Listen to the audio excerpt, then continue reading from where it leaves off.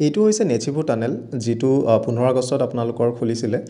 5700 metre উচ্চতাত আছে আৰু আমি যেতিয়া বালিপাৰাৰ পৰা আমি ডিৰাঙৰ ফালে গৈ থাকোঁ বা চেলাপাছ যলৈকে যাওক, আপোনালোকে এই টানেলটো পাব। বিৰাট ধুনীয়া। 700 মিটাৰ নহয়, কিন্তু জাষ্ট 500 মিটাৰ এই টানেলৰ লেন্থ হয়। কিন্তু যিটো আমাৰ ফগ হয়, ফগৰ কাৰণে বহুত সুবিধা হৈ গ'লে টানেলটো হোৱাৰ পৰা। নহ'লে আমি যেতিয়া সোঁহাতেদি আমি ঘূৰি যাব লগা হৈছিলে, সেই জেগাখিনিত বহুত বেছি ফগ হয়, যাৰ কাৰণে আমাৰ দেখা পাবলৈ দিগদাৰ হয়, দিনতে অন্ধকাৰৰ নিচিনা হৈ যায়।